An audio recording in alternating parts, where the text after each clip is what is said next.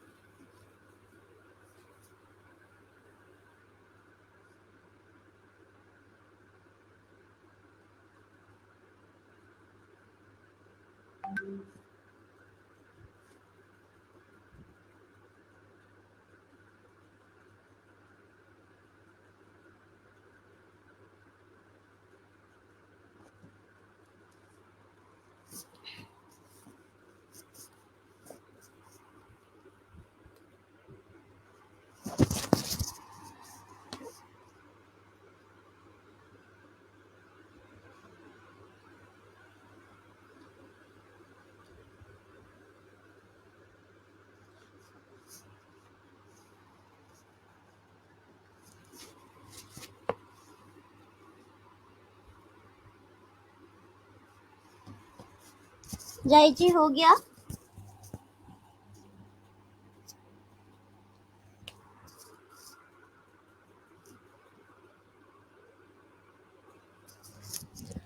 जाहिद जी आवाज आ रही है आपको मेरी?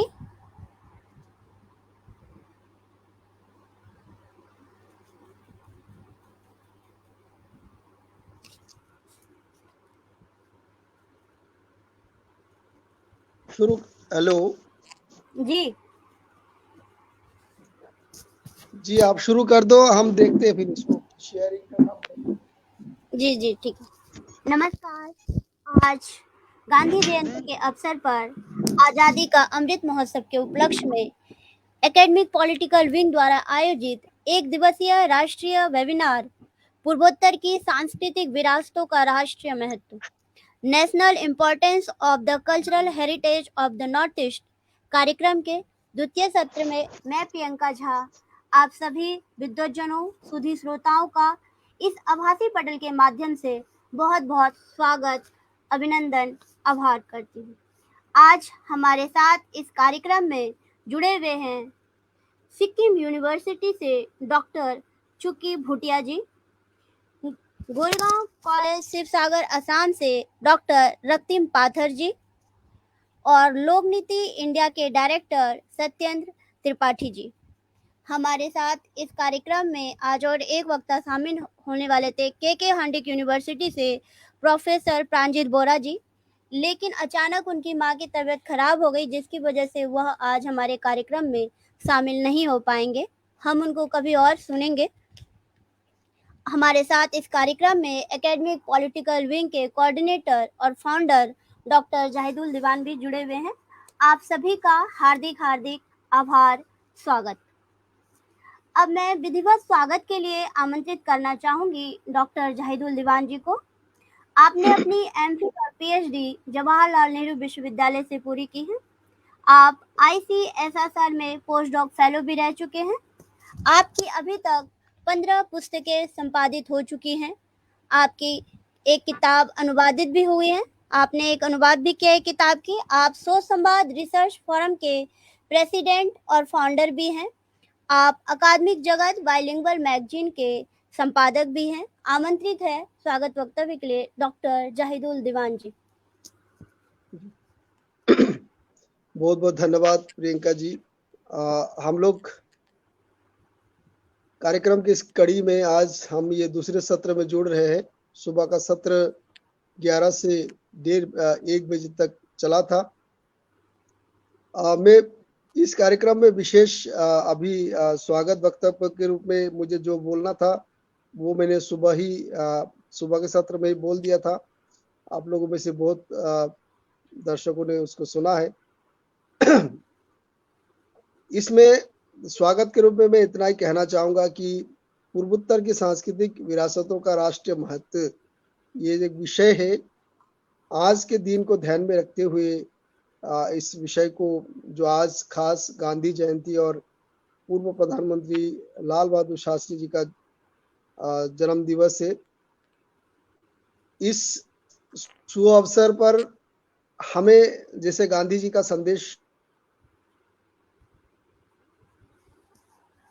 समाज के हर एक हिस्से का, चाहे वो समाज के सबसे अगले वाले हिस्से के लोग क्यों ना हो, समाज के सबसे पिछड़े हुए वर्ग के लोग क्यों ना हो, सभी को बराबरी की दृष्टि से देखना है।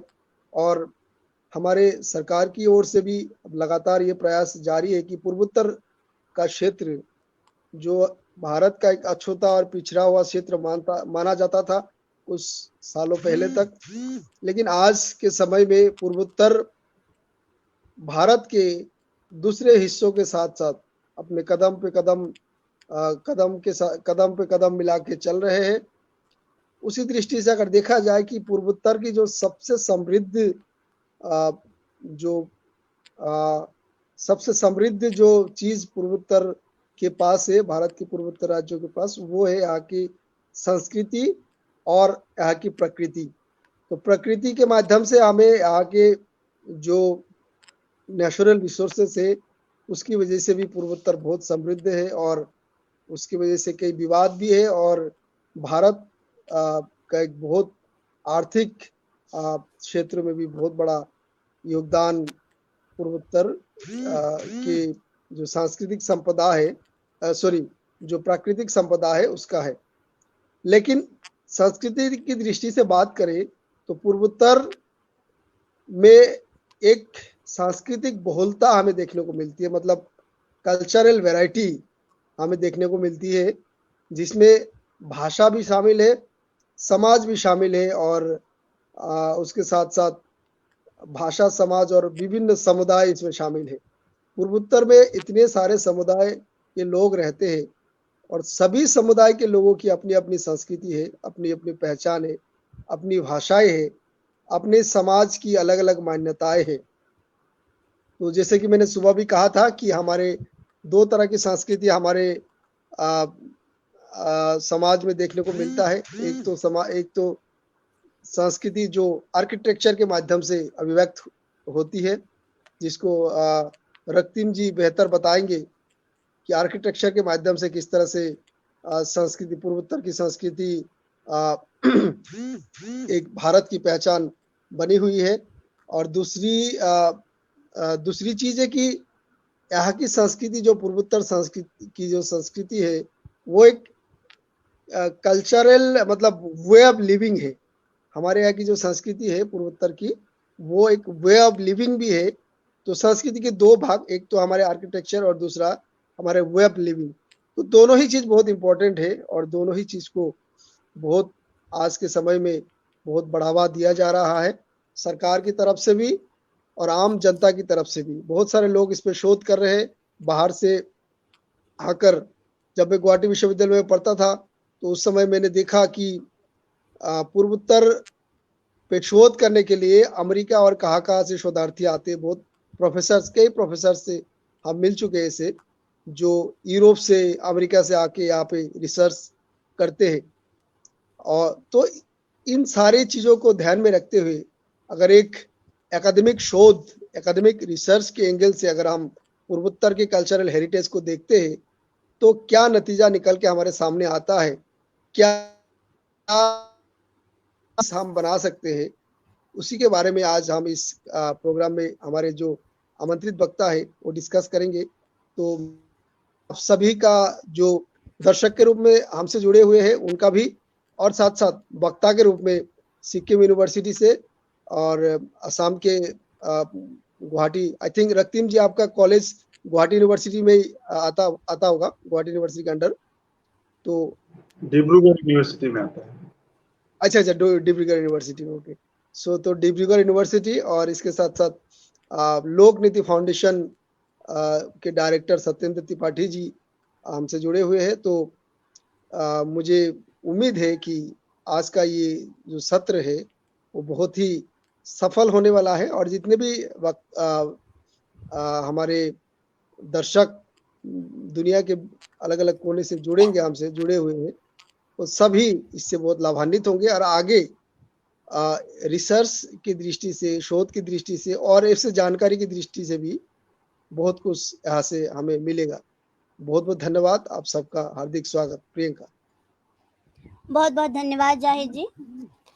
आज हम पूर्वोत्तर की सांस्कृतिक विरासतों का, पूर्वोत्तर की जो जितने भी राज्य हैं, 8 राज्य, उनमें जो विभिन्न संस्कृति है वह किस प्रकार भारत की राष्ट्रीय संस्कृति को महत्व प्रदान करता है, या पूर्वोत्तर की संस्कृति जो है वह किस प्रकार हमारे राष्ट्रीय जो संस्कृति है उसको एक तरह से आधार देती है, उसको एक महत्व देती है। इसी के कड़ी में हम सर्वप्रथम आज के वक्ता जो जिनको सुनने जा रहे हैं, now I would like to invite Satyendra Tripathi ji. Satyendra Tripathi is presently working as a development leader. He is director, Lok Niti, India. He is focusing on initiative along with global religious leader interfaith dialogue to achieve sustainable development goals. He is a regular columnist in various digital and print media. He had written a book titled Bharat Sutra. Now I invite Sri Satyendra Tripathi ji to please deliver his speech.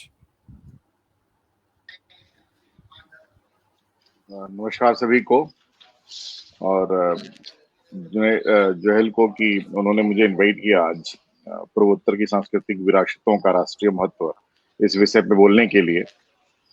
मेरे साथ दोनों panelist जो अलग अलग पूर्वोत्तर के विश्वविद्यालयों में पढ़ा रहे हैं, कार्य कर रहे हैं, बूटिया जी सिक्किम से और असम से प्रोफेसर, आप सभी का धन्यवाद। आप सभी जुड़े इस कार्यक्रम के तहत। और जब यह विषय मेरे सामने आया, जब इस पे चर्चा हुई पूर्वोत्तर के सांस्कृतिक विरासतों के ऊपर बात करने के लिए, तो ये अपना मैं सौभाग्य मानूंगा कि मुझे 6-7 वर्ष नॉर्थ ईस्ट में कार्य करने को मिला और वहाँ की लोक संस्कृति, उसकी विभिन्न जो कलाएं हैं, उनकी खान पकवान हैं, जो उनकी सभ्यताएं हैं, उनको समझने का भी मौका मिला।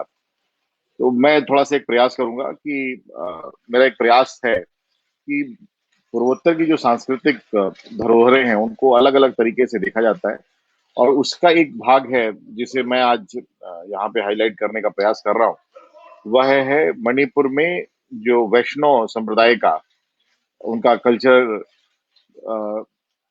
रेनेसेंस हुआ या जिसे कहते हैं इवोल्यूशन हुआ, उसके ऊपर चर्चा करना चाह रहा हूं मैं।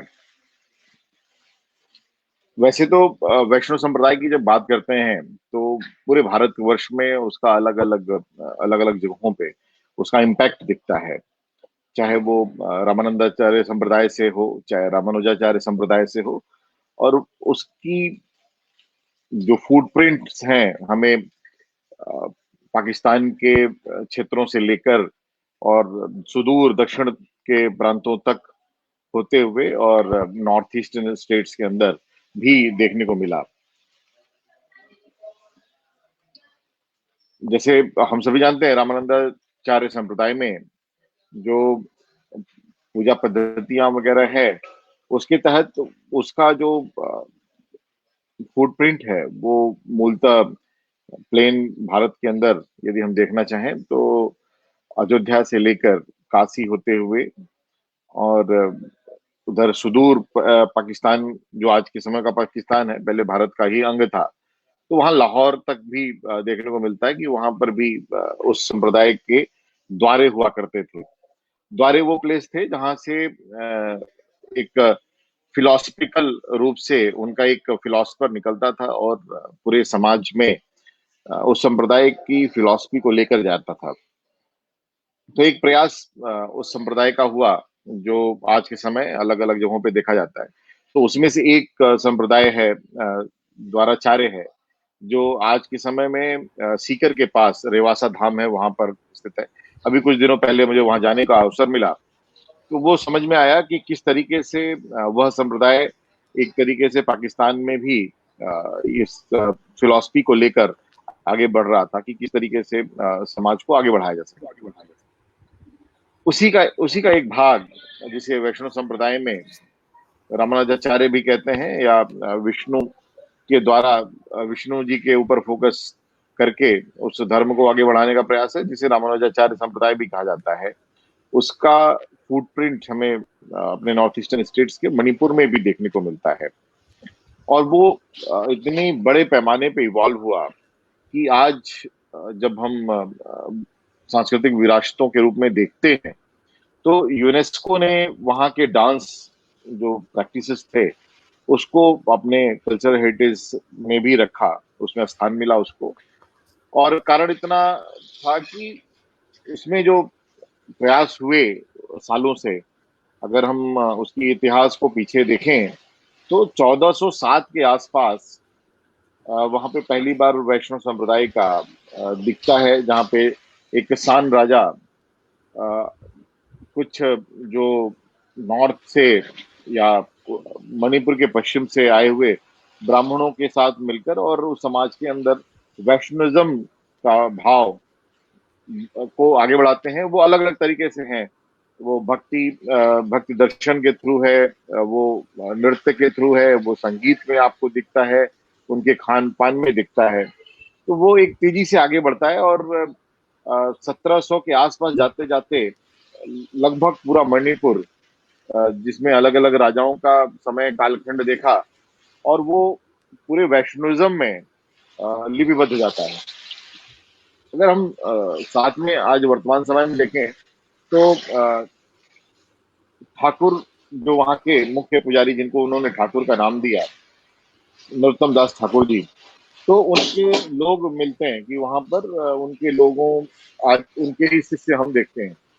और उसका इम्पैक्ट इतना ज्यादा रहा कि वहाँ अलग अलग भाव की, अलग अलग जो आज के समय के फिलॉसफीज हैं, कि भारत का अगर मूल देखा जाए तो भारत आइडियाज और फिलॉसफीज का देश रहा है, और उस क्षेत्र ने बहुत से बड़े फिलोसफर्स पैदा किए।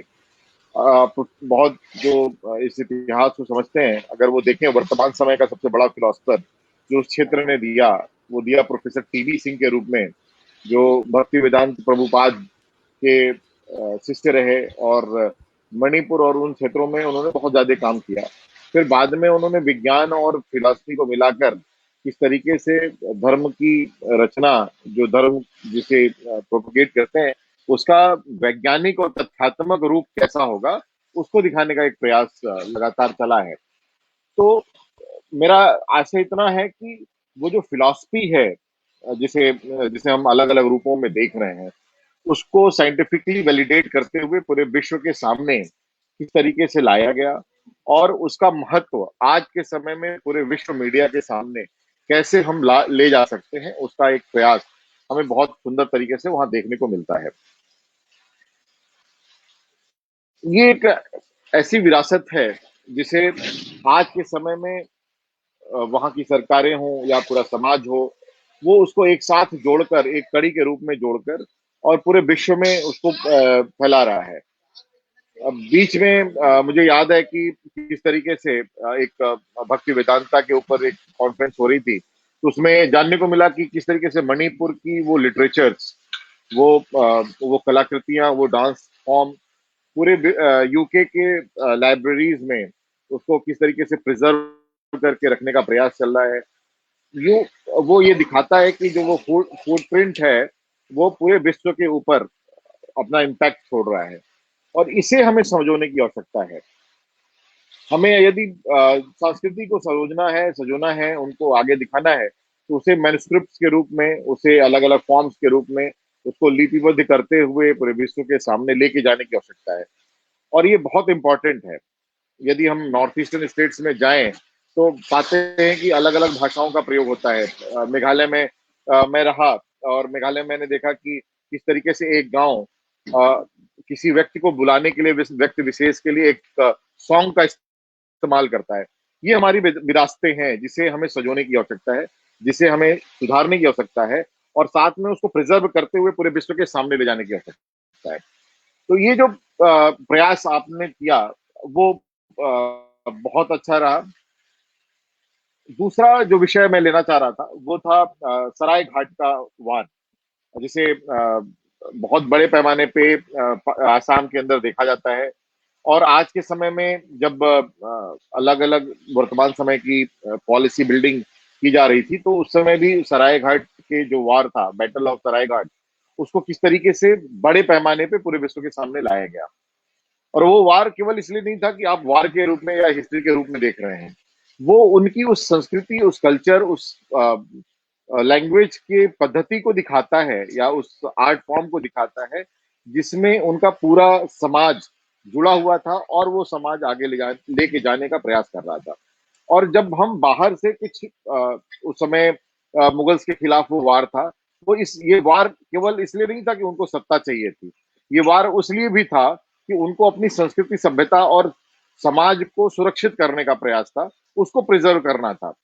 और वो फिर उसको हम अलग तरीके से दिखाए जब समाज के बीच में लेकर गए, तो वो एक बड़े वॉरफेयर बैटल को जीतने का जो एक आइडिया हो सकता है, स्ट्रेटेजिक पॉलिसी होती है, उसको वो डिजाइन करने लगा।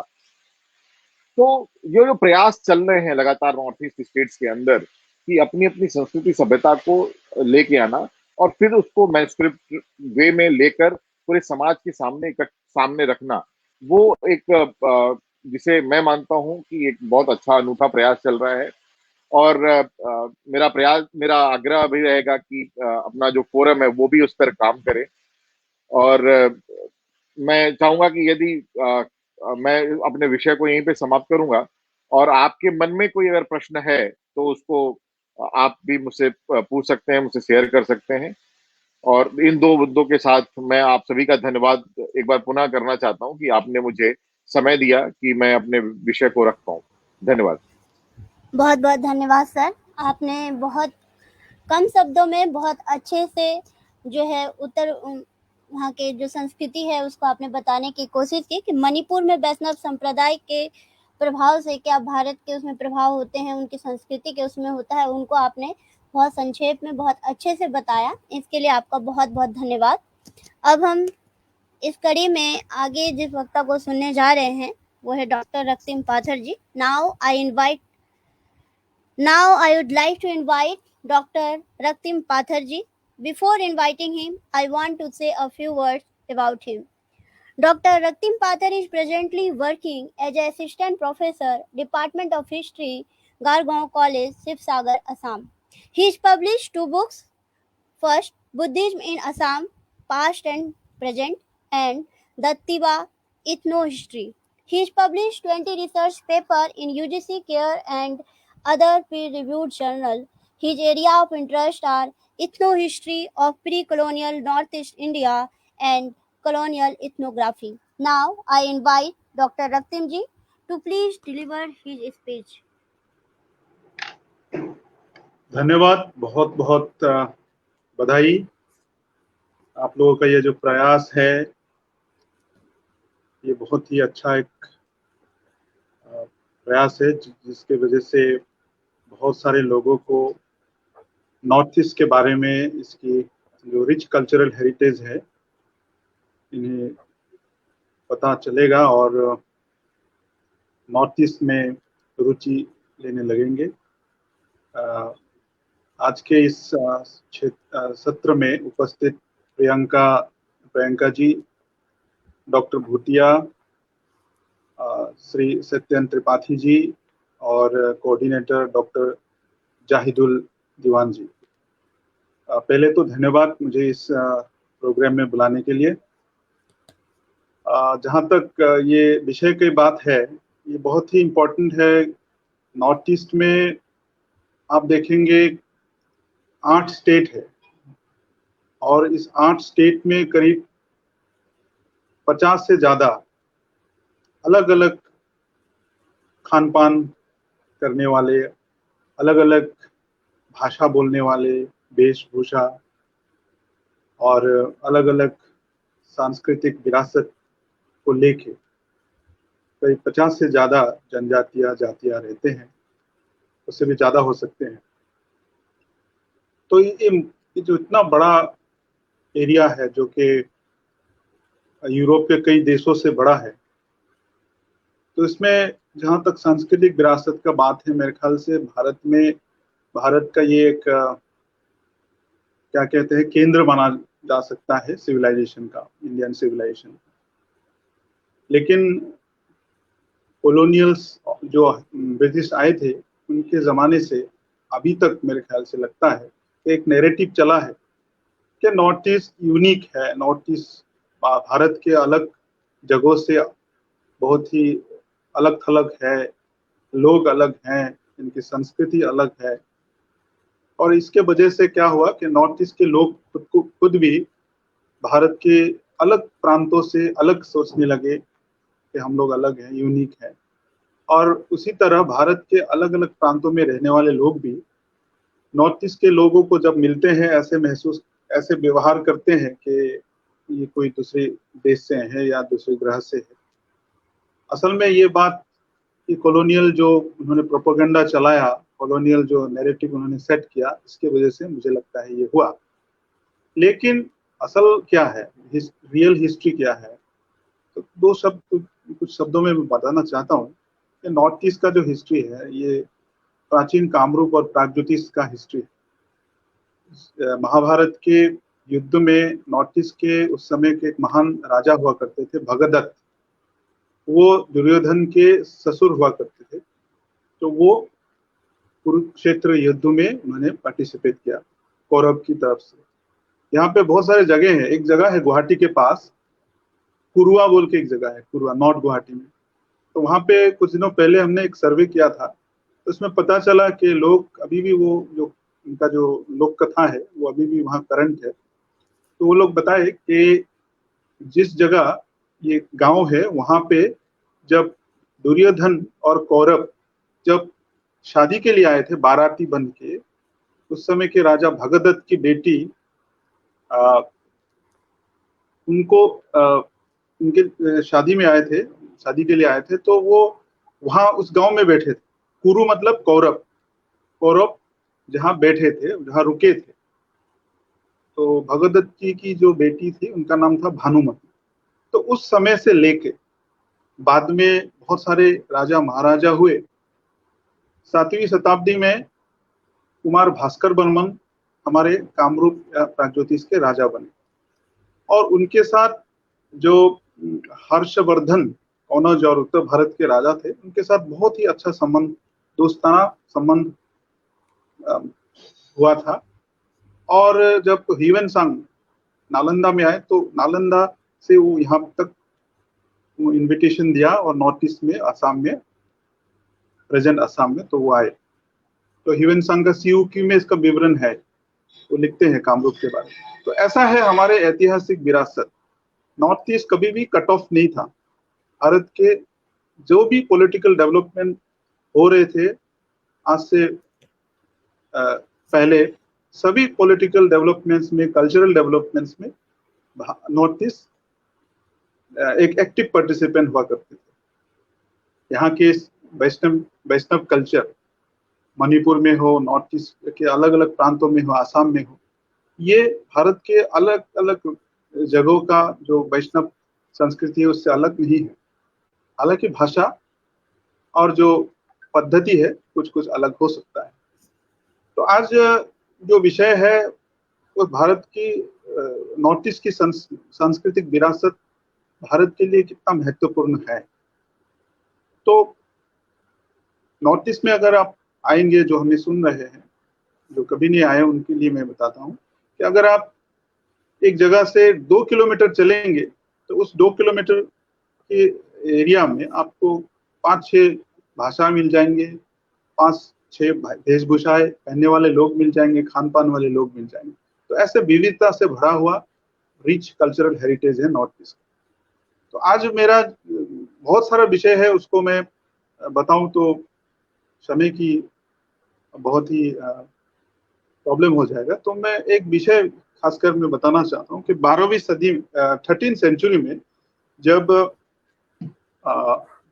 अपर असम में महान अहोम राजाओं ने, खासकर साउलुंग सुकाफा ने यहाँ पे जब राज्य प्रतिष्ठा किया, उस समय एक बहुत ही महान एक विरासत लेके आए। वो थे कि लिखन पद्धति, जो इतिहास को दर्ज करके रखने वाला, जो बुरंजी लिखन बोलते हैं। तो वो पद्धति लेके आए और जो भी घटना उस समय घटा, उनके साथ घटा और आसपास के लोगों के साथ घटा, वो लोग वो लिखित रूप में रख के गए। और एक जो सांस्कृतिक महान विरासत वो अभी भी यहाँ पे प्रैक्टिस करते हैं, वो है जो मैदान देने वाला प्रथा, जैसे बरियल सिस्टम। तो वो बरियल सिस्टम और जो लिखन पद्धति बुरंजी लिखन, वो दो मेरे ख्याल से बहुत ही यूनिक और बहुत ही महत्वपूर्ण एक सांस्कृतिक विरासत है, जो कि भारत के सभी लोगों को जानना जरूरी है। अभी जो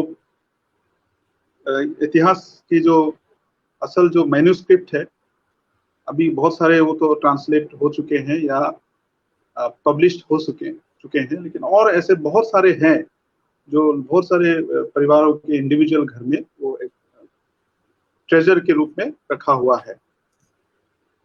वो जो जहाँ पे लिखते थे वो एक पेड़ का एक उसका के छाल हुआ करते हैं। तो वो मेरे ख्याल से वो आपको भी पता होगा, जो आगर ट्री है उसके जो बार्क में वो लोग लिखा करते हैं। जो बहुत सारे वैष्णविक लिटरेचर्स भी वहाँ पे लिखा गया, भागवत हो, कीर्तन हो, घोषा हो, उसमें लिखा गया 16-17 सेंचुरी। और ये प्रैक्टिस जो है ब्रिटिश आने से पहले तक ये चल रहा था। दूसरा जो मैं आप लोगों के साथ शेयर कर रहा था वो है कि बरियल माउंट्स। तो आप अपर असम में आएंगे, इवन गुवाहाटी में भी कुछ कुछ जगहों में वो बरियल माउंट्स मिलेंगे। तो जब हमें बरियल माउंट्स के जो बात मन में आता है तो लगता है कि छोटा सा एक माउंट्स होगा या ग्रेवयार्ड्स होगा, ऐसा नहीं है। ये करीब करीब 1 बीघा, 1.5 बीघा या 2 बीघा जमीन तक ये बरियल माउंट्स फैला हुआ होता है। और उसमें प्राचीन नियम के मुताबिक, जैसे इजिप्ट के फेरोज की तरह कुछ ऐसे उनका नियम होता था, तो इसमें भी मृतक के साथ उनके जीवित काल में व्यवहार करने वाला बहुत सारे सामान, कपड़े, खान पान की चीज और कुछ बहुत सारे ऐसा पाया गया है, बुरंज में भी लिखित है कि जीवित काल में जो भी सेवक थे, सेविकाएं थे, उनको भी वहाँ मैदान में दिया जाते हैं, वहाँ पे डाल दिया जाता। तो इस तरह का एक प्रथा उस समय था। हालांकि अभी वो सामान वगैरह देते हैं। 18 सेंचुरी के प्रारंभ से ये प्रथा खत्म हो गया कि जीवित वस्तुएं या जीवित लोग वहाँ पे दिया जाए, ये बंद हो गया। लेकिन मैदान प्रथा, जो बरियल माउंट सिस्टम है, अभी भी है। बहुत लार्ज बरियल माउंट्स है यहाँ पे, सराइडियो बोल के एक जगह है, और बहुत सारे जगह हैं स्कैटर्ड है, तो वहाँ पे आपको ये बरियल माउंट्स मिलेंगे। तो समय कम होने के वजह से हम बहुत सारे और डिटेल्स देने चाहते थे, लेकिन अभी नहीं दे पाएंगे। अगर प्रश्न होगा तो जरूर इसके बारे में हम आपको आगे बताएंगे। तो ये कार्यक्रम के जरिए नॉर्थ ईस्ट की विरासत को दुनिया के सामने लाने के लिए आप लोगों को बहुत बहुत अभिनंदन और बहुत बहुत धन्यवाद। Thank you. बहुत बहुत धन्यवाद सर, आपने बहुत अच्छे से पूर्वोत्तर की सांस्कृतिक विरासतों का जो राष्ट्रीय महत्व है वह बताने का प्रयास किया कि किस तरह जो पूर्वोत्तर के सभी राज्यों की एक अलग अलग संस्कृति है, अलग अलग भाषा है, अलग अलग जनजाति है, तब भी जो उनकी संस्कृति है वह कितना महत्व रखती है कि जो भारतीय संस्कृति को भी एक आधार प्रदान करती है। बहुत बहुत धन्यवाद सर। अब मैं पूर्वोत्तर की सांस्कृतिक विरासतों का राष्ट्रीय महत्व पर अपने वक्तव्य रखने के लिए आमंत्रित करना चाहूंगी डॉक्टर शुकी भूटिया जी को। आप सिक्किम यूनिवर्सिटी में हिंदी विभाग में असिस्टेंट प्रोफेसर के पद पर कार्यरत हैं। आपके विभिन्न पत्र पत्रिकाओं में शोध आलेख प्रकाशित होते रहते हैं। आपने कुछ कहानियां भी लिखी है। आपने केंद्रीय हिंदी संस्थान से प्रकाशित हिंदी भूटिया शब्दकोश निर्माण में आपकी सहभागिता रही है। ओरिएंटल ब्लैक स्वान लिमिटेड द्वारा प्रकाशित भारतीय भाषा लोक सर्वेक्षण के तहत सिक्किम की भाषाओं का हिंदी अनुवाद और सिक्किम की लोक कथाओं के संपादन कार्य में आप कार्यरत हैं। आपकी आकाशवाणी में लगातार वार्ताएं प्रसारित होती रहती हैं। आपको हिंदी से भी सम्मान तथा साहित्य सम्मेलन, शताब्दी सम्मान आदि सम्मानों से भी सम्मानित किया जा चुका है। आमंत्रित हैं डॉक्टर शुकी भूटिया जी। बहुत बहुत शुक्रिया प्रियंका मैम। और आज का विषय पूर्वोत्तर की सांस्कृतिक विरासत का राष्ट्रीय महत्व। इस ऑनलाइन पोर्टल पर उपस्थित इस कार्यक्रम में जितने भी लोग सम्मिलित हैं उन सबका मैं हार्दिक अभिनंदन करती हूँ, अभिवादन करती हूँ, जिनमें इस कार्यक्रम के संयोजक महोदय जाहिदुल सरका, मेरे साथ वक्ता के तौर पर उपस्थित हैं डॉक्टर सत्येंद्र त्रिपाठी सर का, और सहायक प्रोफेसर डॉक्टर रक्तिम सर, आप सबका मैं अभिवादन करती हूँ। और ऑनलाइन पोर्टल में उपस्थित जितने भी श्रोतागण हमें सुन रहे हैं उन सबका भी मैं अभिवादन करती हूँ, नंदन करती हूँ। बातचीत के क्रम में बहुत सारी चीजें उभर कर आई हैं, और मैं सिक्किम प्रांत से हूँ। पूर्वोत्तर का यह प्रांत जैसे मेरे पूर्व के जितने भी सारे वक्ता हैं उन लोगों ने इस बात का उल्लेख किया और अपनी बातचीत के क्रम में यह बताने का प्रयास किया कि जब हम पूर्वोत्तर कहते हैं तो उसमें 8 राज्य शामिल होते हैं। और क्यों ऐसा कहा जाता है इसके संदर्भ में तो मैं नहीं जानती, परंतु ऐसा माना जाता है कि अन्य जितने भी, क्योंकि सिक्किम प्रांत जो है थोड़ा सा अलग पड़ जाता है पूर्वोत्तर के प्रांतों में, तो इसीलिए 7 बहनों का एक भाई है ऐसा माना जाता है। तो मैं उसी सिक्किम से जुड़ी हुई हूँ और सिक्किम प्रांत से संबंधित यहाँ के जो समुदाय हैं, यहाँ की जो आदिवासी लोग हैं, उनके बारे में थोड़ा सा बातचीत करने के क्रम में मैं यहाँ उपस्थित हूँ। जैसे मैं स्वयं चूंकि भूटिया मेरा नाम है तो भूटिया नाम से ही समझ में आ रहा है कि मैं यहाँ भूटिया जो हमारा समुदाय है सिक्किम में निवास करने वाले मुख्य जनजातियों का प्रतिनिधित्व करती हूँ। और यहाँ अगर सिक्किम के परिदृश्य पर बात करेंगे, यहाँ की जनजातियों पर बात करेंगे, तो जैसे मूलतः हम कहते हैं कि यहाँ निवास करने वाली 3 मुख्य जातियां हैं। जातियां तो हम जैसे आदिवासी समुदाय के लिए कहा जाता है कि यहाँ पर जाति जैसा कुछ होता नहीं है, इसीलिए उनके संबंध में हम समुदाय शब्द का ही इस्तेमाल ज्यादा ठीक समझते हैं। तो भूटिया जो समुदाय है, लेपचा समुदाय है और दूसरा नेपाली समुदाय है। तो 3 मुख्य जातियों का समूह यहाँ पर निवास करते हैं।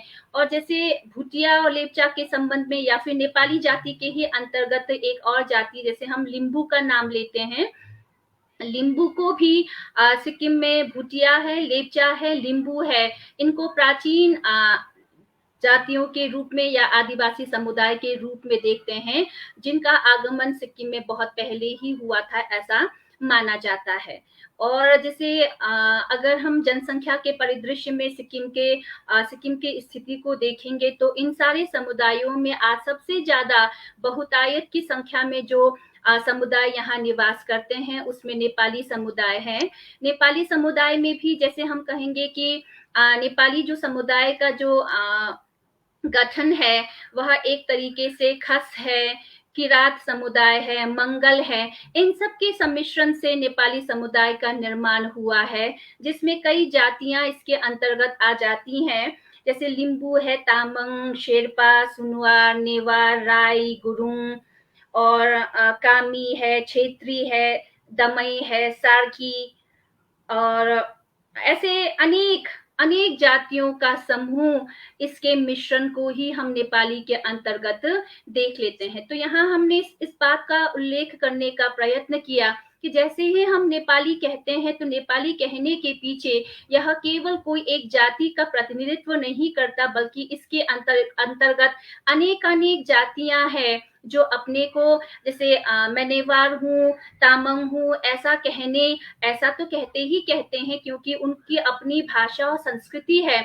इसके साथ साथ वह जब अपना परिचय देते हैं तो नेपाली के अंतर्गत उनका परिचय आ जाता है। उसके पीछे एक बहुत बड़ा कारण यह है कि नेपाली समुदाय के अंतर्गत आने वाले जितने भी जातियां कहेंगे या जितने भी समुदाय हैं, इन सारे समुदायों की जो संपर्क की जो भाषा है वह और इसके साथ साथ ये है कि जितने भी सारे समुदाय आपको दिखेंगे, इन सारे समुदायों की अपनी भाषा है, अपनी संस्कृति है। इसके बावजूद भी नेपाली के साथ में नेपाली जाति का प्रतिनिधित्व करने का कार्य भी इनके द्वारा होता है। तो यहाँ जैसे नेपाली जो समुदाय है उसकी संख्या सबसे ज्यादा यहाँ देखने को मिलती है, या एक तरह से कहेंगे कि यहाँ की जातियों में 80% जो जनसंख्या है वह नेपाली समुदाय का हमें देखने को मिलता है। और जैसे आर्य जो संस्कृति है, खास की जो संस्कृति है, किरातों की जो संस्कृति है या मंगोलों की जो संस्कृति है, उन सब की जो झलक है वह नेपाली संस्कृति के अंतर्गत हमें देखने को मिलता है। और जैसे हम यह कहेंगे कि इतने सारे समुदाय यहाँ पर निवास करते हैं और सिक्किम की अगर भाषिक परिदृश्य में भी उसकी तरफ भी अगर हमारा ध्यान जाता है तो 16 ऐसी भाषाएं हैं जिसका प्रयोग सिक्किम प्रांत में होता है, और 11 भाषाएं ऐसी भी हैं जिन भाषाओं को राज्य स्तरीय मान्यता प्राप्त है। लेकिन 16 जो भाषाएं यहाँ प्रयोग में आती हैं उनमें से 11 जो भाषाएं हैं उनको मान्यता प्राप्त होने के कारण उनकी स्थिति कुछ ठीक है, या शैक्षणिक संस्थानों में उनके पठन पाठन और अध्यापन से उसका जब जुड़ना होता है तो वह भाषा अपने आप में थोड़ी सी सुरक्षित या अस्मिता के संकट की स्थिति से थोड़ा सा उभरे हुए अवस्था में हमें देखने को मिलता है। लेकिन कई सारी ऐसी भाषाएं हैं जिनमें थामी भाषा, भूजेल भाषा, माझी भाषा जो नेपाली समुदाय के ही अंतर्गत लोगों के द्वारा बोली जाती है, यह भाषाएं संकट की अवस्था में है। कुछ एक भाषाओं के बारे में तो जो सर्वे हुआ है उस सर्वे के माध्यम से हम जान सकते हैं कि इसके बोलने वाले या इसके प्रयोक्ता जो है आज अब दुनिया में या सिक्किम प्रांत में है ही नहीं है। तो भाषाएं मर रही है, संकट की अवस्था से गुजर रही है, और ऐसे में इस तरीके के कार्यक्रम से कहीं ना कहीं हम आने वाले जो हमारे शोधकर्ता हैं उनको इस दिशा में आगे अग्रसर कर सकते हैं, और जो भी भाषाएं या आदिवासी समुदाय या जो भी अस्मिता के संकट से जूझ रहे हैं उनकी दिशा में उनको उस क्षेत्र से जोड़कर उनकी रक्षा करने का कार्य हमारे द्वारा संभव हो सकता है। अब जैसे संस्कृति पर अगर हमको बात करनी है, क्योंकि आज का जो मुद्दा है वह यही है कि कैसे हमारी जो क्षेत्रीय संस्कृति है, कैसे पूर्वोत्तर की संस्कृति देश की जो भारतीय जो संस्कृति है उसको समृद्ध करने का काम करती है। अगर इस दिशा में हम बात करेंगे तो मैं यही कहना चाहती हूँ कि जो एक रास्ता जो है वह निरस्ता का प्रतीक होता है। एक ही रंग हो या एक ही चीजों में आपका पूरा का पूरा संसार ढल जाए तो ऐसे में संभावना है कि जैसे कोई रंग नहीं है ना। तो मुझे यही लगता है कि हमारा देश है, हमारा भारत है, इस देश और इस भारत के प्रति हम भी प्रतिबद्ध है।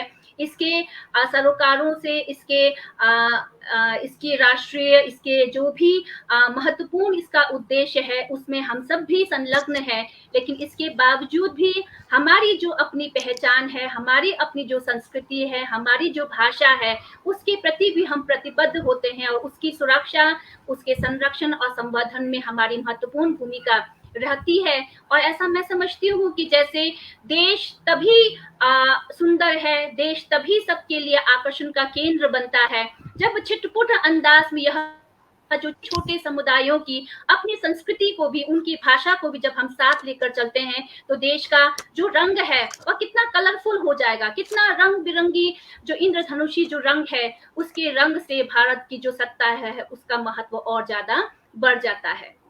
अब जैसे नेपाली संस्कृति या नेपाली समुदाय के बारे में अगर हम बात करेंगे तो जैसे मैंने इस बात का उल्लेख किया कि नेपाली समुदाय में भी दो साफ तौर पर दिखने वाले समुदाय आपको नजर आएंगे, जिसमें एक तो आर्य संस्कृति का प्रभाव लिए हुए हैं, और आर्य संस्कृति का जो प्रभाव लिए हुए हैं वहां पर वर्णाश्रम व्यवस्था की जो मान्यता है वह आज भी हमें देखने को मिलती है।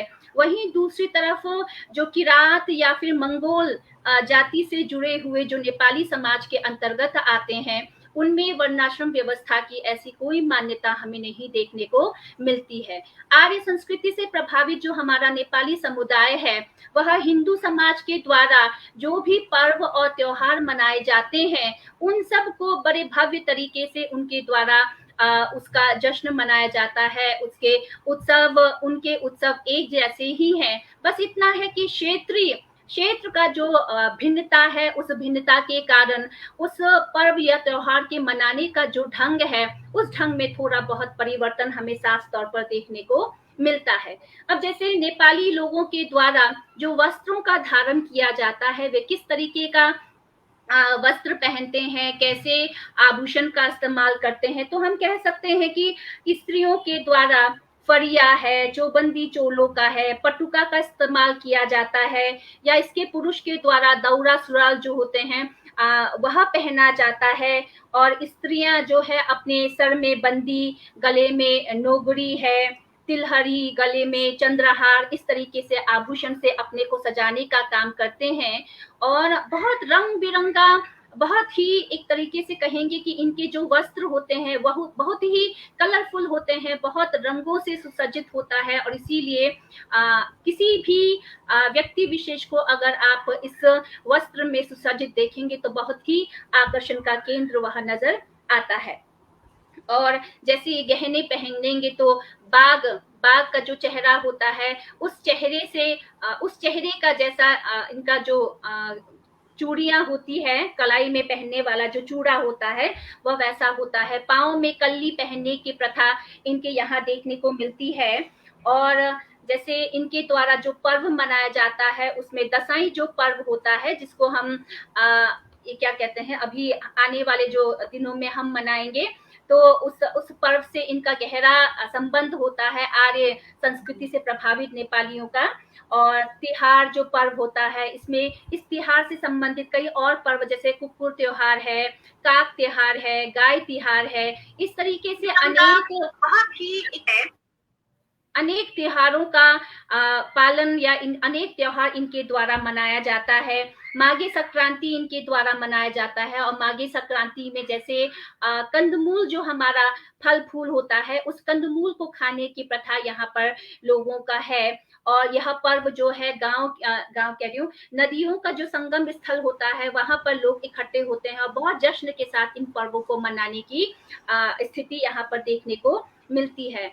और जैसे यहाँ पर जो लोग यहाँ पर निवास करते हैं, स्थानीय लोगों का सबसे ज्यादा उनका जो जुड़ना है, जीविका का जो उपार्जन है वह खेती बाड़ी या कृषि से होता है। और इसीलिए कृषि परक जितने भी सारे पर्व होते हैं उनका भी आयोजन इनके द्वारा लगातार किया जाता है। जैसे आषाढ़ 15 को बड़े भव्य तरीके से उसमें एक विशेष तरीके का, जैसे चूड़ा हम खाते हैं, दही खाते हैं और केले को मिलाकर इस तरीके से खाने की प्रथा है।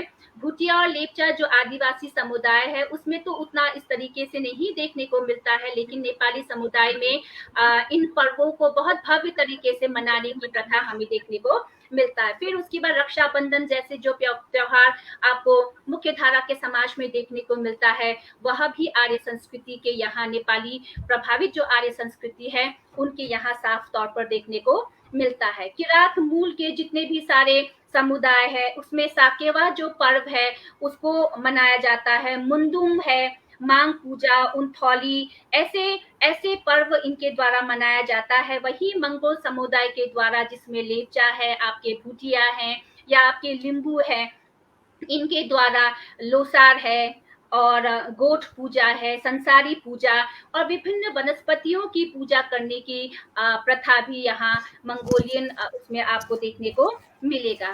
फिर धार्मिक अनुष्ठानों में जैसे यहाँ पर निवास करने वाले जितने भी सारे समुदाय हैं, एक तो आपका हिंदू समाज, हिंदू संस्कृति, हिंदू धर्म से प्रभावित है, तो वहीं दूसरी तरफ आपको जो भूटिया समाज दिखेगा और जो लेप्चा समाज दिखेगा, इन दोनों समुदायों, लिंबू समुदाय है, तामंग है, शेरपा है, इन समुदायों में जैसे बौद्ध धर्म मानने वाले इसके जो अनुयायी हैं उनकी संख्या बहुतायत में देखने को मिलती है। और जैसे भगवान बुद्ध से संबंधित है और दूसरे बुद्ध जिसको हम कहते हैं गुरु रिम्बुची करके, तो गुरु रिम्बुची और महात्मा बुद्ध से संबंधित जितने भी महत्वपूर्ण दिन हैं उन सबको भी इनके महत्वपूर्ण पर्व या चार उत्सव के रूप में देखने की स्थिति हमें यहाँ मिलता है। और जैसे आप सिक्किम प्रांत के बारे में अगर आप जानने का प्रयास करेंगे तो आप समझेंगे कि यहाँ आदिवासी जो समुदाय हैं या यहाँ सामान्य जो आपके नेपाली समुदाय भी मिलेंगे तो बहुत सरल और सीधे इनका मिजाज रहता है। और यही कारण है कि अपने आप में जैसे आज भी विकास के कई नए आयामों को छूते हुए भी कुछ एक ऐसी परंपरा और कुछ एक ऐसी रूढ़ियां हमारे समाज में आज भी विद्यमान है जो हमें विकास की गति में आगे बढ़ने में हमारे लिए बाधक का काम कर रही है। लेकिन हम समझते हैं कि शिक्षा का जितना ज्यादा प्रचार प्रसार होगा उससे धीरे धीरे हम इन कुरीतियों से भी मुक्त होंगे, अज्ञानता से हम प्रकाश की दिशा में जाएंगे, ऐसा हम संभावना अवश्य ही व्यक्त कर सकते हैं। और जैसे नेपाली समुदाय के बारे में अगर हम जानेंगे तो जैसे नेपाली समुदाय में खूब ज्यादा तांबे का जो सामान होता है उसका प्रयोग हम करते हैं। जैसे घरों में तांबे का जो थाल होता है, तांबे का एक तरीके से कटोरा, ऐसे इस्तेमाल खूब ज्यादा किया जाता है। और तांबे के ही पूजा विधान में भी ज्यादा से ज्यादा इनके द्वारा तांबे के वस्तुओं का इस्तेमाल किया जाता है, उसको हम शुद्ध मानते हैं ऐसा भी कहा जाता है। और जैसे तांबे के बर्तनों का जो प्रयोग है वो न केवल नेपाली समाज में है बल्कि भूटिया समाज में भी और लेप्चा समाज में भी हमें दिखेगा। जब भी आप किसी परिवार में शामिल होंगे वहां भोजन आपको परोसा जाएगा तो तांबे के बर्तनों में ही दिया जाता है।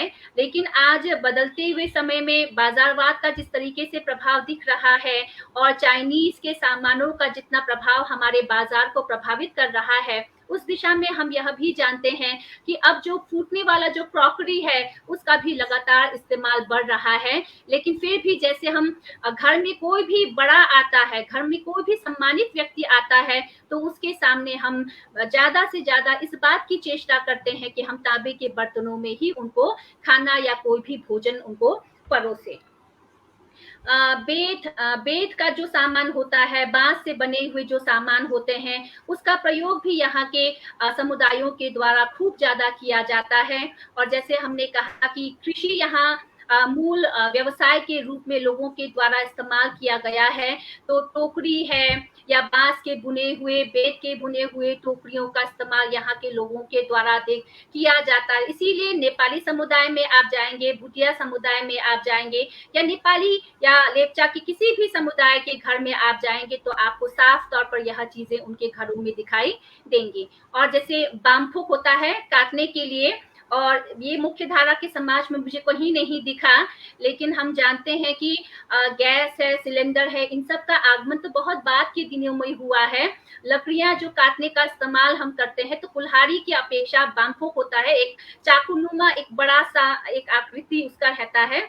तो बामफुक जैसा जो चीजें हैं वह भी यहाँ के हर घरों में आपको साफ तौर पर दिखाई दे जाएगा, चाहे वह शिकार के रूप में इस्तेमाल उसका किया जाता हो, लकड़ियों को काटने के रूप में इसका इस्तेमाल किया जाता हो, उसके इस्तेमाल के अनेक रूप हो सकते हैं, लेकिन यहाँ हमारे समाज या समुदायों के भीतर साफ तौर पर दिखेगा, ऐसा मैं आपके सामने अपनी बात रखना चाहती हूँ। फिर कृष्ण अष्टमी है, रामनवमी, शिवरात्रि जैसे जो पर्व आपकी मुख्य धारा के समाज में हिंदुओं के द्वारा मनाया जाता है, उन सारे पर्वों को भी यहाँ पर बड़े भव्य तरीके से मनाने की स्थिति देखने को मिलता है। जैसे नेपाली जो समुदाय है, उस समुदाय में माता पिता का जो मान है, सम्मान है, ऐसा नहीं मैं कह रही हूँ कि आदिवासी समुदाय माता पिता का मान या सम्मान नहीं करते, लेकिन वहां पर एक तरीके से भाईचारे का संबंध माता पिता और अपने बच्चों के साथ में रहता है, जबकि नेपाली समुदाय में माता पिता को ईश्वर तुल्य माना जाता है, इसीलिए उनके लिए विशेष एक दिन निर्धारित है, और जैसे उस दिन विशेष तौर पर माता को मान सम्मान या माता को भेंट करके, माता की पूजा करके, या सबसे पहले सवेरा होते ही हम माता का ही दर्शन करेंगे। इस तरीके से पर्वों ऐसे भी अवसर नेपाली समुदाय में हमें देखने को मिलता है, जहां माता पिता को भगवान तुल्य मानकर उनकी पूजा या अर्चना की जाती है। जैसे नेपालियों में है कि मृत्यु संस्कार के संबंध में अगर हम बात करेंगे तो किसी की मौत, ये तो शायद सामान्य चीजें हैं, और जहां तक मैं समझती हूँ किसी की मौत के बाद 13 दिनों के भीतर जो सूतक लगता है, उसी का अनुसरण नेपाली समुदाय में भी देखने को मिलता है।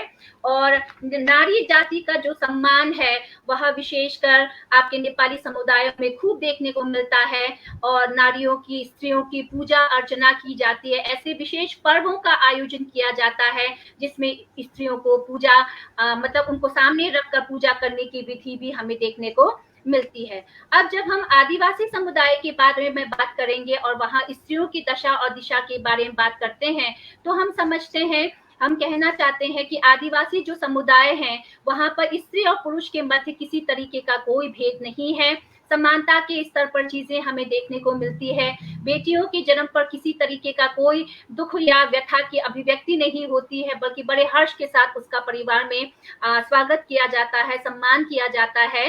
लेकिन जैसे अगर हम संपत्ति के अधिकार के संबंध में बात करेंगे तो हम इस बात को जानेंगे कि इस क्षेत्र में अब भी समानता की स्थिति नहीं देखने को मिलती है। माता पिता की जो संपत्ति होती है उसमें बेटे का हक ज्यादा रहता है, बेटियों को उस तरीके से नहीं प्राप्त होता है। लेकिन फिर भी इतना है कि सामाजिक स्तर पर हो या सांस्कृतिक स्तर पर हो, पारिवारिक स्तर पर हो, किसी भी स्तर पर कहीं भी इस बात का आभास नहीं होता कि स्त्री और पुरुष में किसी तरीके का कोई भेद है। और लेप्चाओं के संबंध में यह भी कहा जाता है कि लेप्चा स्वभाव से बहुत सरल होते हैं, बहुत सहज होते हैं। और लेप्चाओं के तो यह भी है कि अब जैसे लेप्चा के संबंध में हम यह आपके सामने अपनी बात रखना चाहते हैं कि लेप्चा यहाँ की मूल आदिवासी जनजाति है, और लेप्चाओं का व्यवहार जो होता है, हम केवल किताबों में लिखित बात नहीं बल्कि स्वभाव से भी लेप्चा जो समाज होते हैं बहुत सीधे होते हैं, बहुत सरल होते हैं। और लेप्चाओं के लिए हम माना जाता है कि प्रकृति का जो सानिध्य होता है उससे गहरे ये जुड़े हुए हैं, और यही कारण है कि प्रकृति में कौन से किसी पक्षी के बोलने से वह यह समझ जाएगा कि यह इस पक्षी की आवाज है, या कौन से समय में किस पक्षी का बोलना होगा, कौन से ऋतु में कौन से पक्षी का आगमन होगा। ये अनेक प्रकृति से संबंधित जितने भी ज्ञान है, उस ज्ञान से लेप्चा जनजाति या लेप्चा समुदाय बहुत ज्यादा विकसित होते हैं, ऐसी मान्यता है। और इसीलिए एक उखान या एक कहावत भी इसके उसमें प्रचलित है। कहा जाता है कि अगर अकाल की स्थितियां आएंगी तो अकाल की स्थिति में शायद जंगल में रहने वाला जो बंदर है वह भूख से मर जाएगा, लेकिन लेप्चा आदिवासी भूख से कभी नहीं मरेगा, क्योंकि वह जानता है कि अन्न और फल फूल के अभाव में भी जंगल में ऐसे अनेक वनस्पतियां हैं जिनको खाकर उनके द्वारा जीवित रहा जा सकता है। और जैसे और एक चीज बहुत महत्वपूर्ण लेप्चा समाज के बारे में देखने को मिलता है कि लेप्चा समाज में जैसे अगर किसी का विवाह हो जाता है तो विवाह के बाद बेटे का जो गोत्र होता है, बेटे का जो थर होता है, वह तो लगातार पिता के ही द्वारा, जैसा पिता का गोत्र है, पिता का जो थर है, वही बेटे को हस्तांतरित हो जाता है। लेकिन बेटियों के साथ में स्थिति कुछ और देखने को मिलती है। बेटियों का जो गोत्र है, बेटियों का जो थर है, वह माता के द्वारा संचालित होती है। माता का जो गोत्र होगा, माता का जो थर है, वह लगातार बेटियों के साथ में हस्तांतरित होती चली जाती है। तो इस बात से हम इस बात का अंदाजा लगा सकते हैं कि लेप्चा समुदाय में मात्र जो शक्ति है, उसको भी कितना महत्व समाज में दिया गया है। कंचनजंगा पर्वत को ये लोग बहुत मान और सम्मान देते हैं और लेप्चाओं का यह मानना है कि इसी कंचनजंगा पर्वत के ही द्वारा उनकी निर्मित हुई है और इसीलिए पूजा पाठ, उनके हर अनुष्ठान में कंचनजंगा पर्वत शामिल रहता है। और जैसे लेप्चाओं का जो वस्त्र होता है, लेप्चा अगर जो वस्त्र धारण करते हैं तो लेप्चाओं के वस्त्र को हम लोग जो पुरुष द्वारा पहना जाता है उसको हम थोगरो कहते हैं, और जो स्त्रियों के द्वारा लेप्चा वस्त्र पहना जाता है उसको हम दुअम्बुन कहते हैं। और जैसे मुख्य धारा के समाज में हमने देखा कि स्त्रियां जब ब्याहती हैं तो स्त्रियों का मांग उससे सिंदूर से सज जाता है। लेकिन आदिवासी समुदाय में शादी के प्रतीकात्मक रूप में सिंदूर का इस्तेमाल नहीं किया जाता है, परंतु जैसे वो उनके द्वारा जो दुअम्बुन पहना गया है उसी में ही कुछ ऐसे सिलवटें डाल दी जाती है जिसके माध्यम से यह एक प्रतीकात्मक रूप में कि उनका ब्याह हो गया है, उसका संकेत वहां किया जाता है। और ठीक है कि यहाँ पर जातिगत स्थितियां लेप्चा समुदाय में हमें नहीं देखने को मिलता है, लेकिन गोत्र और थर के हिसाब से भिन्नता या भेद हमें साफ तौर पर देखने को मिलता है। अब जैसे हम मान रहे हैं कि लेप्चा समुदाय प्रकृति पूजक थे, प्रकृति पूजक हैं, लेकिन आज जब जैसे हम जान रहे हैं कि सिक्किम प्रांत में लेप्चाओं के बाद में भूटियाओं का आगमन हुआ है और भूटिया आदिवासी के आगमन के साथ में भूटिया आदिवासी ने यहाँ पर राजतंत्र शासन व्यवस्था की स्थापना भी की है। तो राजतंत्र शासन व्यवस्था या यह जो भूटिया समुदाय था वह बौद्ध धर्म का अनुयायी था, बौद्ध धर्म को मानने वाला था, और उसी के प्रभाव स्वरूप जैसे 8वीं शताब्दी के बाद में यहाँ जो हमारा सिक्किम प्रांत है, सिक्किम प्रांत के जो आदिवासी जो लेप्चा जन है, उन्होंने भी बौद्ध धर्म से प्रभावित होकर उसको स्वीकार किया है। लेकिन एकाध आज भी ऐसे लेप्चा परिवार हमको मिल जाएंगे जो अपने प्राकृतिक अनुष्ठान, प्राकृतिक जो उनका कल्चर है, संस्कृति है, उसी से ही आज तक जुड़े हुए हैं। लेप्चाओं के संबंध में बात करते हुए इस बात का उल्लेख करना बहुत अनिवार्य हो जाता है कि लेप्चाओं के द्वारा जिस तरीके का घर बनाया जाता है वह अपने आप में विशिष्ट होता है, क्योंकि यहाँ पहाड़ों में, पर्वतों में जिस तरीके से भूकंप की स्थितियां लगातार बनती है तो उनके द्वारा ऐसे घरों का निर्माण किया जाता है, लकड़ियों का, बांस का घर होगा और उसमें एक भी कील नहीं ठोकी जाएंगी, ठीक है, एक भी कील नहीं ठोकी जाएंगी, तो जिसके माध्यम से अगर कभी भूकंप की स्थितियां होती है तो घर हिल जाएगा, परंतु घर कभी भी नष्ट या खत्म नहीं होगा, वह सुरक्षित ही बना रहेगा। तो इनका अपना जो हस्तकला, हस्तशिल्प है वह अपने आप में बहुत समृद्ध अवस्था में हमें देखने को मिलता है। और जैसे जो लोग बौद्ध धर्म में प्रवृत्त हो गए हैं उनके द्वारा लेप्चा और भूटिया समुदाय के द्वारा लामा या बौद्ध गुरुओं का बहुत महत्व अपने अनुष्ठान या पूजा पद्धति में किया जाता है। लेकिन लेप्चाओं में बुंगथिंग जो है, बुंगथिंग हम उसको कहते हैं, बुंगथिंग का मतलब मेल पर्सन है, पुरुष रूप में जो पूजा पाठ का विधान करता है। और वहीं दूसरी तरफ लेप्चाओं में पूजा पाठ विधान से संबंधित मुन का भी बहुत महत्वपूर्ण स्थान है। मुन जो है वह स्त्री रूप में हमारे सामने आती हैं और बुंगथिंग और मुन का इनके पूजा और अनुष्ठान में बहुत महत्वपूर्ण भूमिका रहती है।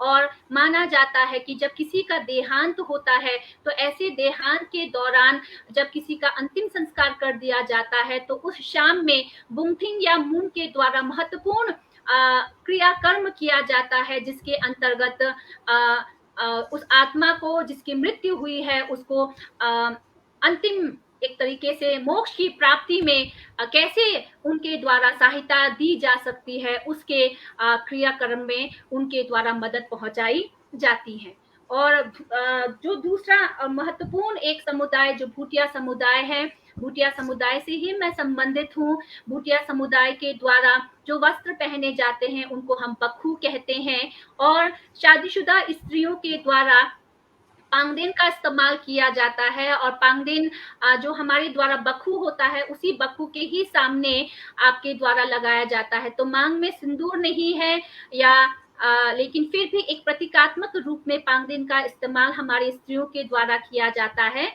और जैसे कोई स्त्री अगर विधवा भी हो जाती है तो विधवा हो जाने के बाद भी उसके द्वारा इस्तेमाल की हुई जो पांगदेन है उस पांगदेन में बदलाव तो आता है कि उसके थोड़ा सा डिजाइन में परिवर्तन हो जाता है, लेकिन एक बार सधवा हो जाने के बाद, एक बार विवाहित हो जाने के बाद उसके द्वारा लगातार पांगदेन का इस्तेमाल किया जाता है। तो अपने आप में हमारा जो सिक्किम प्रांत का की जो संस्कृति है वह संस्कृति अपने आप में बहुत महत्वपूर्ण मुझे प्रतीत होती है। लेकिन यह प्रतीत होना मेरा अपनी संवेदनाओं से नहीं कि मैं इस प्रांत या इस समाज या इस समुदाय से जुड़ी हूँ इसीलिए महत्वपूर्ण है, बल्कि ऐसा मैं समझती हूँ कि हर संस्कृति, हर भाषा, हर लोक का अपना एक वैशिष्ट होता है और उसको महत्व मिलना चाहिए, उसको महत्व दिया जाना चाहिए, ऐसा मुझे लगता है। जैसे शादी ब्याह के संदर्भ में अगर भूटिया समाज का देखेंगे तो कई प्रक्रियाएं वहां पर होती है। उन प्रक्रियाओं में ठिचांग होता है, नांगछांग होता है, फिर न्यन छाथुंग होता है। ठिचांग जैसे जो भी है लोग हमारे पूर्वोत्तर प्रांत के संबंध में अनेक ऐसी धारणाएं पाले हुए हैं जो हमें नकारात्मकता की तरफ भी लेकर जाती हैं। कई लोग यहाँ मानते हैं कि प्रेम प्रथा यहाँ पर खूब ज्यादा मान्य है और लड़कियां भाग जाती है, लड़कियां अपने ही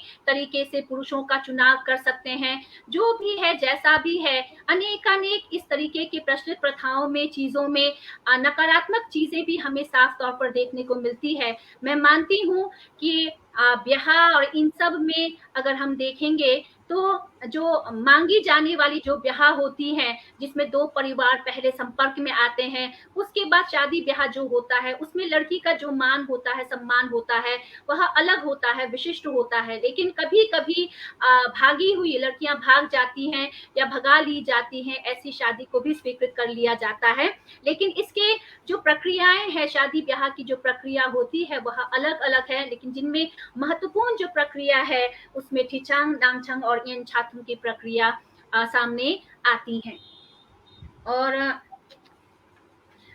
मृत्यु के संदर्भ में अगर हम भूटिया समाज के बारे में बात करेंगे तो सभी लगभग जितने भी भूटिया समाज है वह बौद्ध धर्म का अनुयायी है, बौद्ध धर्म को मानने वाला है, और इसीलिए 49 दिनों तक पूजा पाठ की प्रक्रिया यहाँ पर लगातार होती है। जिनका जैसा पारिवारिक जो अवस्था है उसी के अनुसार उनके द्वारा क्रियाकर्म किया जाता है। लेकिन फिर भी जैसे 49 दिनों तक यह मान्यता है कि हम लगातार पूजा पाठ करते हैं, दिया जलाते हैं, और मानी एक फ्लैग आपने देखा होगा, फ्लैग उठाने की स्थिति हमें हमारे यहाँ देखने को मिलती है। तो अनेक रस्म और रिवाज होते हैं जिनका पालन लगातार भूटिया समुदाय के द्वारा किया जाता है। और हमेशा इस बात की तरफ कई लोग, अब जैसे जो पढ़ लिख गए हैं, कई लोगों की यह मान्यता है कि हम धर्म और अनुष्ठानों में लगातार इस तरीके से जुड़ रहे हैं जिसके कारण धर्म क्या है उससे हम लोग धीरे धीरे अलग हो रहे हैं और कर्म कांडों में, रिचुअल्स में हमारा ध्यान ज्यादा लग रहा है। और ऐसी संवेदना और ऐसी चेतना से युक्त हमारे समाज में कई लोगों का, कई बुद्धिजीवी वर्गों का भी आगमन हो गया है।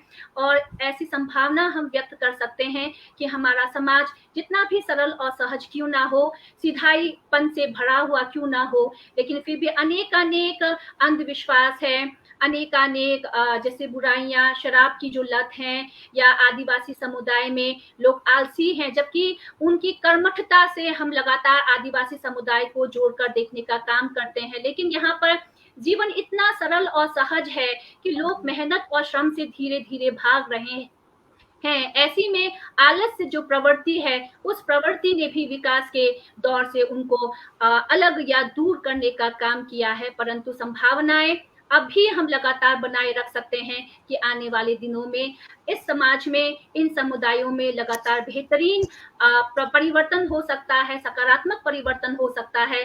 और ऐसे जिस तरीके के आयोजन किए जा रहे हैं, इन आयोजनों से हम इस बात की तरफ संकेत कर सकते हैं कि भविष्य में आदिवासी जो समुदाय हैं, आदिवासी समुदायों की जो भाषा है, आदिवासी अस्मिता का जो संकट है, वह संकट इन सारी चर्चा और विमर्शों के माध्यम से मुख्य धारा के केंद्र में आएंगे और लगातार शोध कार्यों के माध्यम से, लगातार इन कर्मों के माध्यम से हम अस्मिता के संकट से जूझ रहे आदिवासी समुदाय, पूर्वोत्तर के समुदाय को मुख्य धारा के साथ जोड़कर अलगाववादी जो वैचारिकता, अलगाववादी जो विचारधारा है, उसको हम समाप्त कर सकते हैं। और दूसरी तरफ यह है कि बेहतर जितना इस तरीके के दिशा में, इस क्षेत्र में हम काम करेंगे, लगातार पूर्वोत्तर का प्रांत भी मुख्य धारा के समाज से जुड़ेगा और लगातार देश समृद्धि की दिशा में या देश की बेहतरीन जो छवि है वह बनेगी, ऐसी मैं आशंका व्यक्त करती हूँ।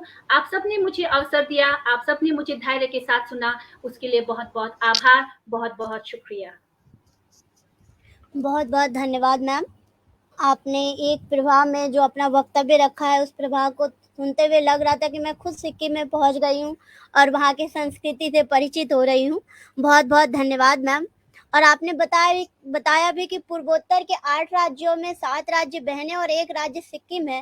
तो अगर 7 बहनों में 1 भाई होता है तो उसकी जिम्मेदारी भी बहुत ज़्यादा बढ़ जाती है। तो जिस तरह आपने बताया उसमें लगा कि हाँ, एक भाई की तरह सिक्किम किस तरह से महत्वपूर्ण वहाँ पे भूमिका अदा कर रही है। बहुत बहुत धन्यवाद मैम। आपने सिक्किम के जो है त्योहार, खान पान, रहन सहन, वेशभूषा, वहाँ के बर्तनों और आभूषणों के माध्यम से जो वहाँ के संस्कृति उनको बताया, वो बहुत ही अच्छा था। और उससे जो भारतीय संस्कृति है उसमें किस प्रकार का योगदान होता है, वो बहुत ही स्पष्ट रूप में हम लोग समझ सकते हैं। बहुत बहुत धन्यवाद मैम। आपने सिक्किम की जो नेपाली, भूटिया और लेपचा समुदाय के माध्यम से भी वहाँ की संस्कृति को, वहाँ समुदाय के माध्यम से हमें बताया, इसके लिए बहुत बहुत धन्यवाद मैम, बहुत बहुत आभार। अब मैं रক্তিम सर से अनुरोध करूंगी, सर आप कुछ इसमें जोड़ना चाहेंगे? सर आपका कुछ रह गया था अपने वक्तव्य के समय, टिप्पणी या कुछ ऐसे संक्षेप में आप?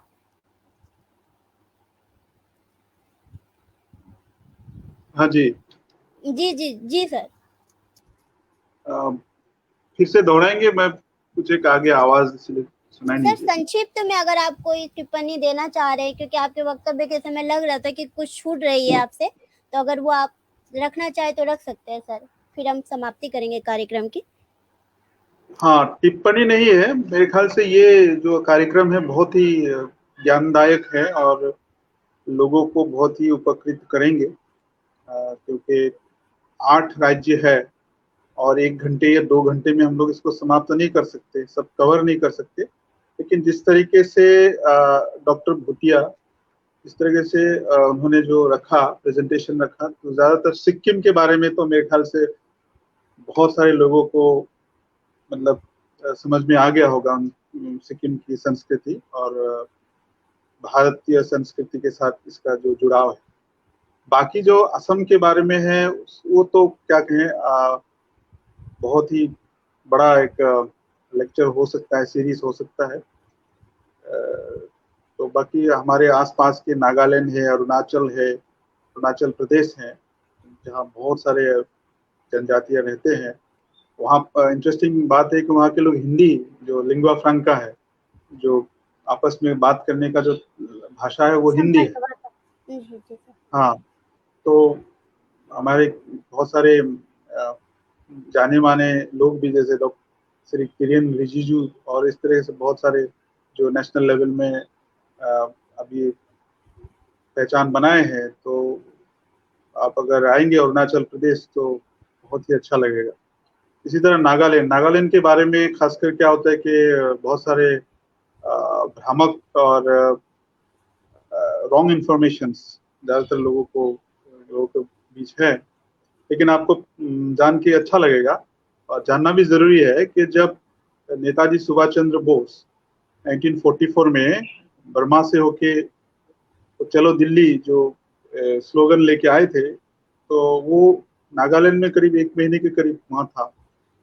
वो घर में जहाँ पहला जो गांव है जहाँ एडमिनिस्ट्रेटिव हेडक्वार्टर बनाया था, उस गांव में मैं हाल ही में जाके आया हूँ। तो वहाँ पे वो घर जो है उसे वो गांव वाले बहुत ही प्यार से प्रिजर्व करके रखे हैं। वो बिस्तर, वो किचन और वो सामान जो नेताजी व्यवहार किया था, उस घर में वो 9 दिन रहे थे। तो रुजाजो बोल के गांव है, फेक डिस्ट्रिक्ट में आता है।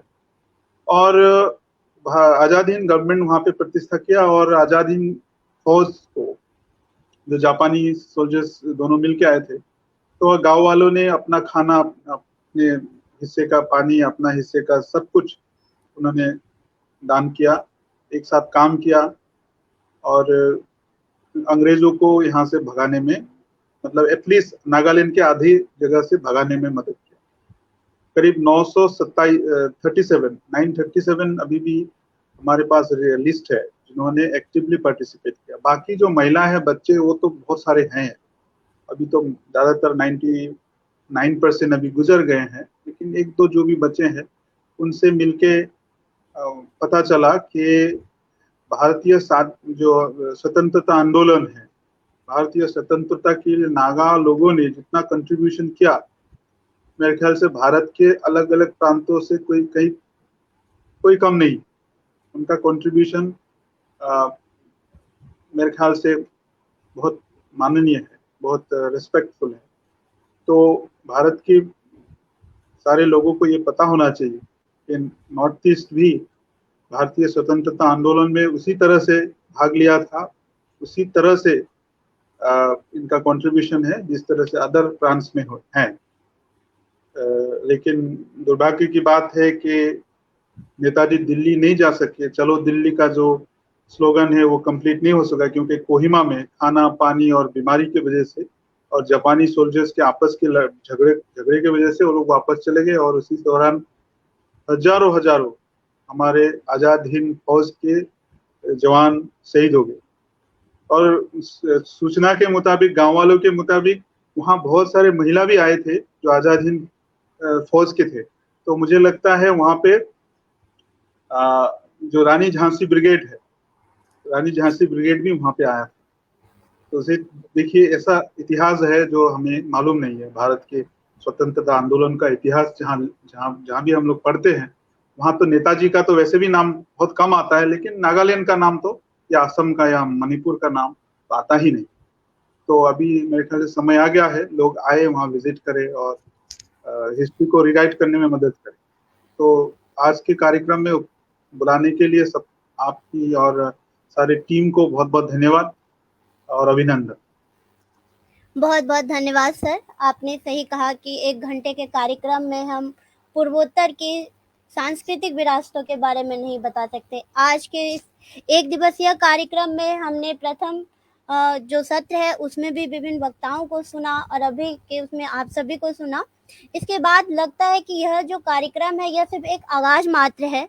आने वाले समय में हम एकेडमिक पॉलिटिकल विंग के माध्यम से पूर्वोत्तर की संस्कृति और उनके ऐतिहासिक महत्व और उनकी, आपने जैसा भी कहा कि जो पूर्वोत्तर की है उसका मतलब आज़ादी के उसमें, स्वतंत्रता के उसमें कितना महत्वपूर्ण योगदान था, उन सब पे भी हम लोग एक कार्यक्रम करने की सोच रहे हैं और आगे आने वाले समय में एकेडमिक पॉलिटिकल विंग के माध्यम से हम ये कार्यक्रम जरूर करेंगे, जिससे कि हम पूर्वोत्तर के सभी राज्यों के सांस्कृतिक विरासतों को समझ सके, उनका न केवल भारत में राष्ट्रीय महत्व को समझ सके बल्कि अंतर्राष्ट्रीय उसमें भी हम जा सके कि किस प्रकार जो है भारत के अलावा भी विभिन्न देशों में जो है पूर्वोत्तर की संस्कृति की झलक हमें किस रूप में मिलती है और उसका किस प्रकार का योगदान है वह हम समझ सकेंगे। आप सभी का बहुत बहुत धन्यवाद सर। आज के हमारे इस कार्यक्रम में जो सिक्किम यूनिवर्सिटी से डॉक्टर चुकिया मैम जुड़ी हुई हैं, उनका मैम आपका बहुत बहुत धन्यवाद। और सर आपका, रক্তিम पातर सर जी आपका बहुत बहुत धन्यवाद। हमारे साथ लोक नीति इंडिया के डायरेक्टर सत्येंद्र त्रिपाठी सर भी जुड़े हुए थे, उनका भी बहुत बहुत धन्यवाद।